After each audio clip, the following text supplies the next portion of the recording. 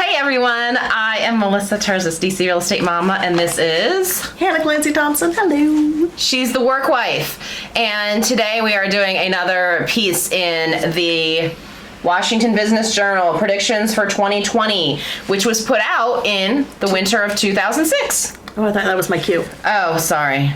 Which was put out in 2006. And so little did we know that there was going to be a housing crash and all kinds of craziness and a recession to follow. But it was very industrious of them to put this list of 20 things together that they thought were going to be different for 2020 and how the world was going to change. So what we did was, one of us kept it for many 15 years. The hoarder. No. Well, I liked it. But then Annie ate the corner of it. So it survived. It survived like my first dog, Sammy and Thora, then Annie.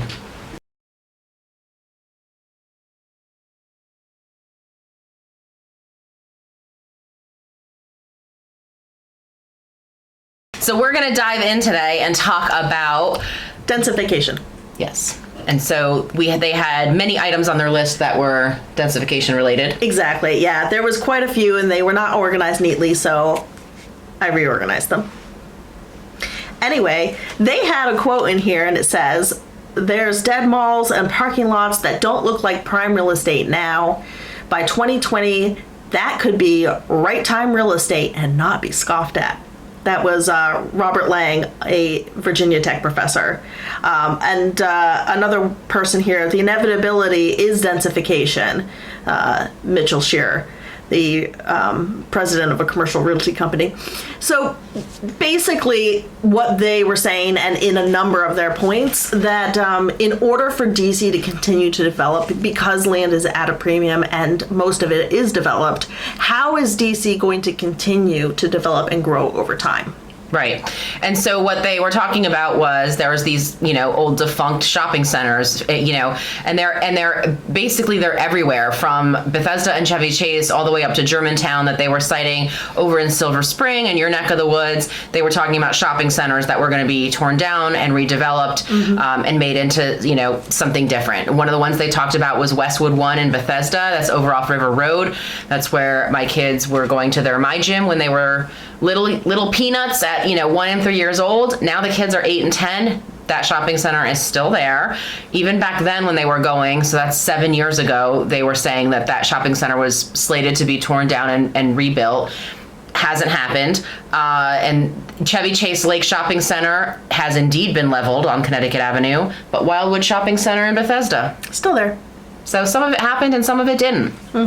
But we are seeing some of those changes. I think you can't argue with like White Flint and this idea of malls in general. And if you go to a lot of malls, they are not doing well. No. I'd say the one that's different is in downtown Silver Spring. I'd say the mall is actually starting to do better. But that's I would say kind of an outlier. Most people are moving away from malls. Into more of a mixed-use concept of, residential units upstairs and commercial downstairs. My kids love malls because they're like city kids and they're like, "Can we go to a mall?" I'm like, "Yeah, there's one like 20 minutes away in Arlington or half an hour away up in Bethesda." So they love going to malls because they're like, you could just walk around. I'm like, this is what we did when we were teenagers. So it's sad that they're going away, but it's just a changing of the times. Yeah, you can't meet at the fountain at 3 anymore. Sure can't. Before there were cell phones. Nope.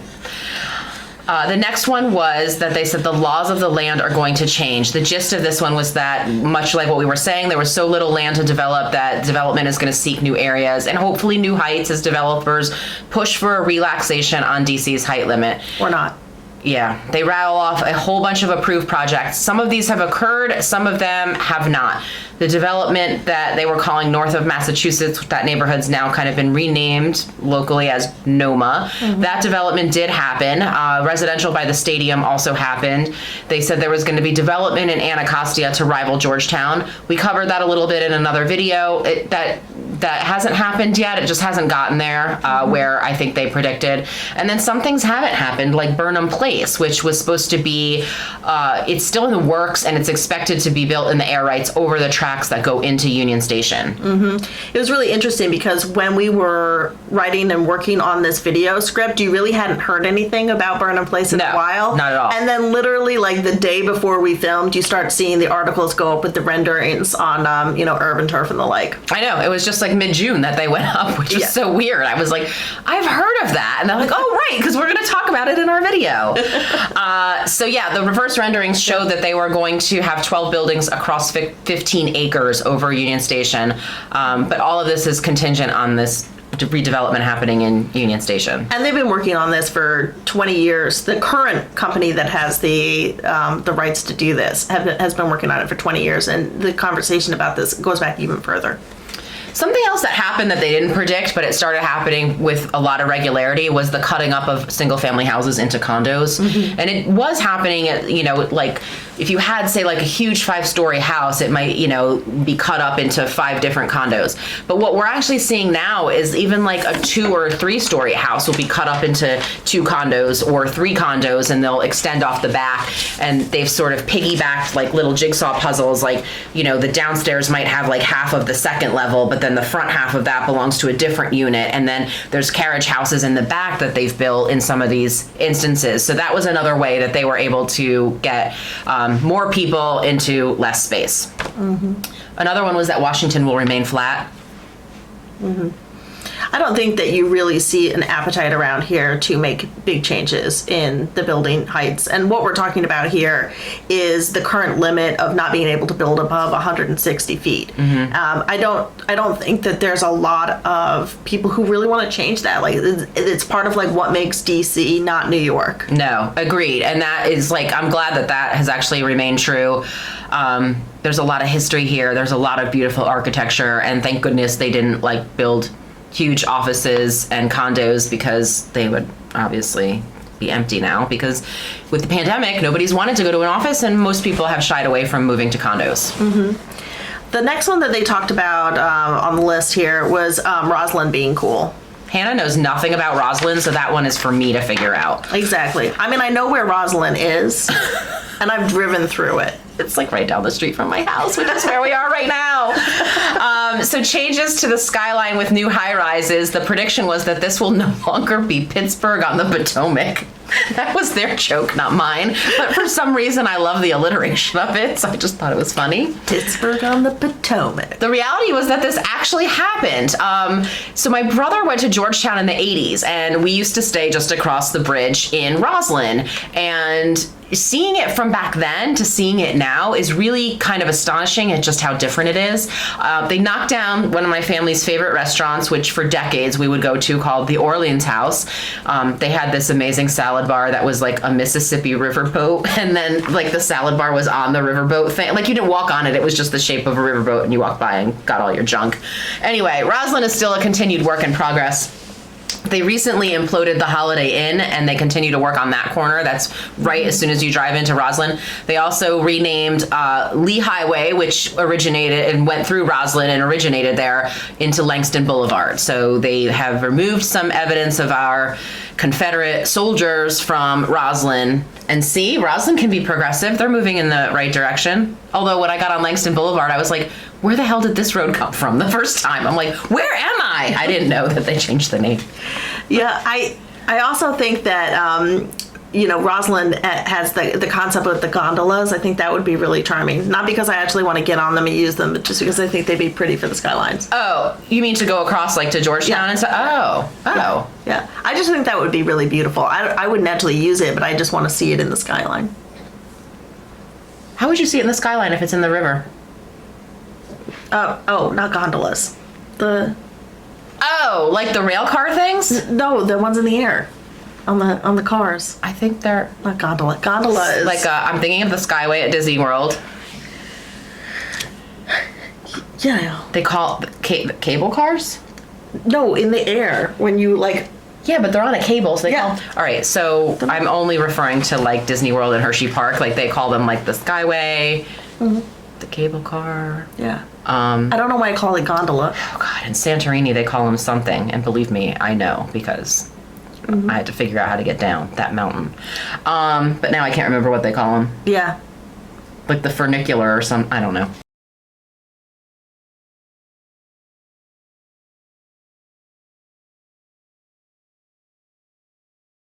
Anyway, whatever. Anyway, that would make Roslyn pretty. That's my contribution. Roslyn's already pretty. I like Roslyn. I like the view of Roslyn's skyline when I'm driving along like the Whitehurst Freeway, which is also probably going to be knocked down. It didn't make it into their list though.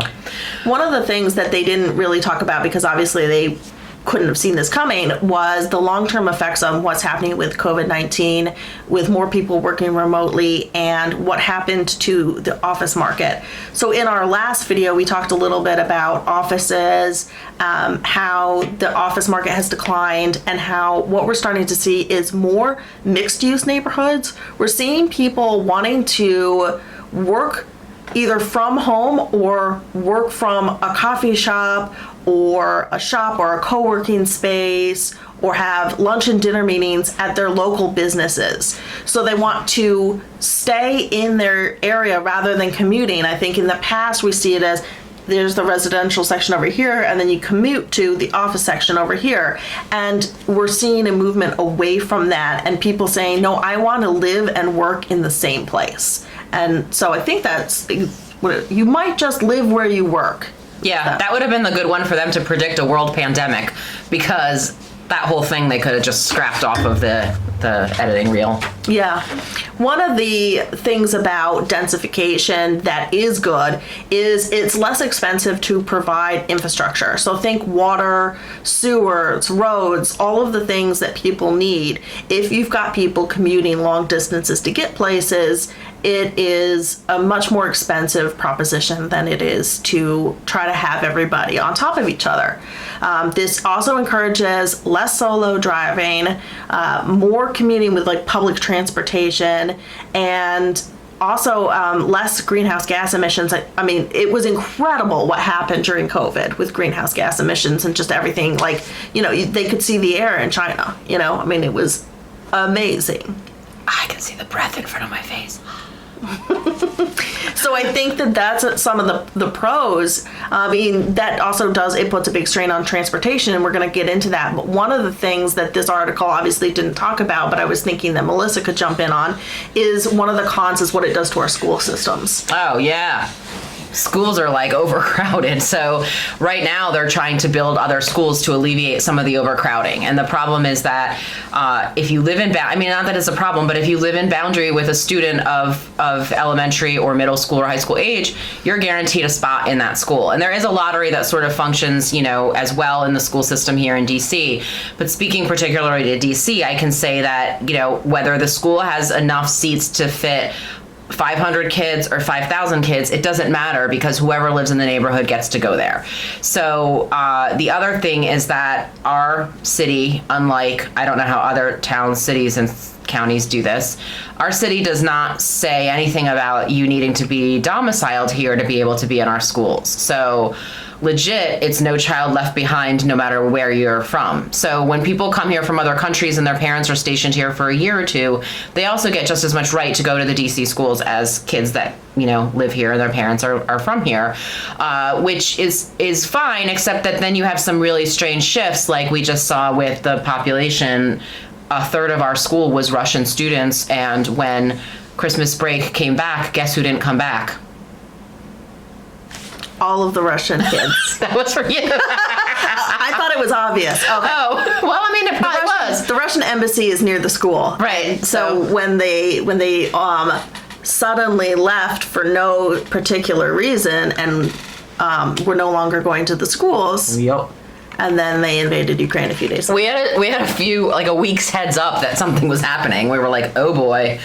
So that is unfortunately, and then what happens is they've already siphoned some of the classes off to, they call them like demountable classrooms, but they're trailers, okay? And so, I gotta say it, like, I don't necessarily find the trailer to be the safest place for my kid to be sitting all day when there could be natural disasters, floods, hurricanes, thunder and lightning, school shooters. It's not my favorite. And so now the school is like, obviously inside the building is very spread out because there's not as many kids. Anyway, I'm rambling, but that's basically it. So big impact of densification on schools, and going to be an ongoing thing that we're going to talk about. This sort of also connects with laws against multifamily construction. Places like Fairfax and Montgomery County don't tend to be as friendly to multifamily construction. We're seeing a lot of low density housing. We see a lot of historic housing sections, not in my backyarders. There's economic and racial inequality issues that all get connected and wrapped into this. So when we look at densification and multifamily housing and the school system and everything, these are all touching each other. And so as we continue to see, as they're saying in this article, densification being inevitable, and we didn't see, like, one of the things they said in here that wasn't true was that we were going to spread out to this like greater DC, where we were no longer talking about DC. It was like Hagerstown to Richmond was going to all be one connected region, which, we're definitely not seeing. We're still seeing this push and desire to be as close to DC as we can be. And all of these issues kind of touch each other, and we're going to start seeing them more and more and more because we have to start dealing with some of these issues. We can't just keep kicking them to the future. Yeah, some of their other items were that you can't grow without water, so the city's waterfronts are going to be developed into attractions. The reality is that this is happening. There's water taxis that take passengers across the river back and forth to multiple locations. Southwest Waterfront, the wharf, is like a great example of this. They said mall rats will scurry, not legit mall rats. It was actually the museums on the mall that are not going to be able to find a place for themselves along the mall, which is where most of the museums are. So we did see this. Remember the museum? I don't know if you ever got there. That was a pretty cool museum, but that's closed. But the Spy Museum, the Holocaust Museum, like there's a lot of other museums that have popped up that are not on the National Mall. And then they also say that mall debates will continue, that necessary changes to the mall in terms of improving infrastructure, sidewalks, and restrooms will occur. That's been an ongoing, I did a whole series on the history of DC and getting that mall developed, getting the Lincoln Memorial finished. I gotta say, those men, they were slow as molasses in getting stuff done. And the city in the 1800s, like, people would legit go to the bathroom in boxes and throw it out their window. That's what they called night soil. So whatever, we still have infrastructure issues here that need to be fixed. So that's the section on densification. I'm going to end on poop. This leads to transportation issues. So that's what we're going to talk about in the next video, is some of their predictions around transportation. You've got all these people in one place. How are they going to get around? So we're going to talk about some of the things they predicted, what happened with some of these big transportation items. All right, I'm Melissa Terzis, DC Real Estate Mama. Hannah Clancy Thompson, work wife. And our contact info is coming next.